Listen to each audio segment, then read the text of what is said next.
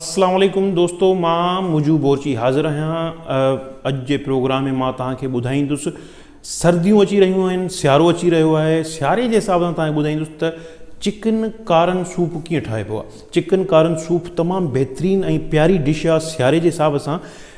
जीअं त नाले मां वाज़िर आहे, चिकन कारन सूप। हिन में जेके आइटम सभ खां पहिरियों असांखे खपंदा, उन्हनि में सभ खां पहिरियों त चिकन यानी कि मुर्गी खपंदी। मुर्गीअ जा पहिरियों त असां फ़ाइदनि ते ॻाल्हाईंदा। मुर्गीअ जा फ़ाइदा कहिड़ा आहिनि? मुर्गीअ जा कमाल फ़ाइदा आहिनि। तव्हां अगरि कंहिं ऑफिसर में तव्हांजो कमु फासे थो, कंहिं ऑफिसर वटि तव्हांखे मतिलबु को कमु कराइणो आहे, त उनखे अगरि तव्हां चिकन ब्रोस्ट, चिकन बिरयानी इहे तव्हां तोहफ़े में या का मानी वानी खाराई, त तव्हांजा कमु फाथल कम निकिरी वेंदा।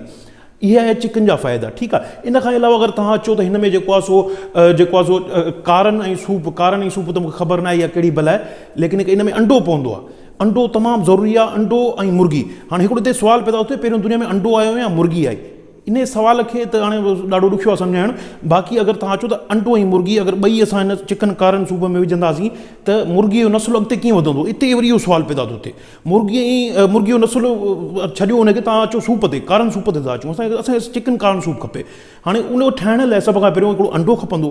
अंडा 170 रुपया डज़न थी विया आहिनि अंडा। तव्हांखे ख़बर 170 रुपया डज़न, 12 अंडा। हिकिड़ो अंडो तक़रीबन 20 रुपया अंडो थी वियो। ठीकु आहे। मुर्गी 400 रुपया किलो।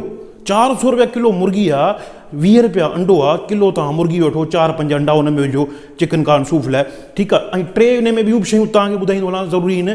हिकिड़ो सोया सॉस, चिली सॉस ऐं ॿियो बि हिकिड़ो सॉस हूंदा आहिनि, कारो, ॻाढ़ो ऐं अछो। इहे 3 क़िस्म जा सॉस मिलंदा आहिनि। तव्हां किथे वञो अगरि स्टोर वग़ैरह ते वॾे ते, इहे मौजूदु हूंदा आहिनि। इहे 3 बोतलूं तव्हांखे वठणियूं पवंदियूं। इन खां अलावा तव्हांखे कारा मिर्च, कुटियल पीठल कारा मिर्च खपंदा, लूणु खपंदो।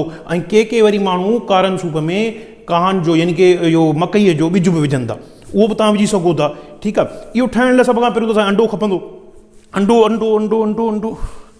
अंडो त पाण वटि आहे कोन, छॾियो अंडे खे छॾियो। मुर्गी जो ऑप्शन मुर्गी आहे न? मुर्गी बि कोन्हे, अंडो बि कोन्हे।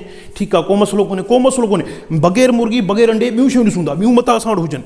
ठीकु आहे। हे ॾिसो, हीअ बोतल, हीअ बोतल न, हे ॾिसो, हेड़ी बोतल में न, कारो, ॻाढ़ो ऐं अछो, हे 3 क़िस्मनि जा तव्हांखे सॉसेस मिलंदा दुकान तां। मूंखे लॻे थो मां खां विसरी आहिनि वठणु, मां न वठी आयो आहियां, पर को मसलो न। तव्हां यादि रखियो, इहे 3 सॉस बि ज़रूरी आहिनि हिन लाइ। ठीकु आहे। बोतल किरी थी पए, हिनखे छा कयूं? इन कुझु बि नथा करे सघूं। ठीकु आहे। असां अचूं था कारन सूप ते। असांजो मेन मक़सदु आहे कारन सूप। ठीकु आहे। अगरि उन ते असां ईंदासीं, असांखे कारा मिर्च, कान माना कारा मिर्च बि जेको आहे सो उन में पवंदा, लूणु पवंदो। हाणे इहो तव्हां उहो पचाए एतिरो पचायो हुनखे, सभु शयूं मिलाए एतिरो पचायो जेतिरो असां हिन गवर्नमेंट खां पची चुका आहियूं। जॾहिं एतिरो पची वञे त उहो तव्हां पी सघो था। महिनत वॾी अथव, ख़र्चु बि वॾो आहे। 50 रुपये में सभ खां बहितरीनु ऑप्शन इहो आहे। तव्हां 50 रुपया कढो, कंहिं बि चौंक ते हिकिड़ो बीठो हूंदो कारन सूप वारो, 50 रुपये में वठी अचो, हरू भरू महिनत था कयो, रिलैक्स, जूस पियो। मूंखे इजाज़त ॾियो, अॻिले दफ़े वरी मिलंदासीं कंहिं ॿिए सेगमेंट सां, कंहिं ॿिए डिश सां। Bye by.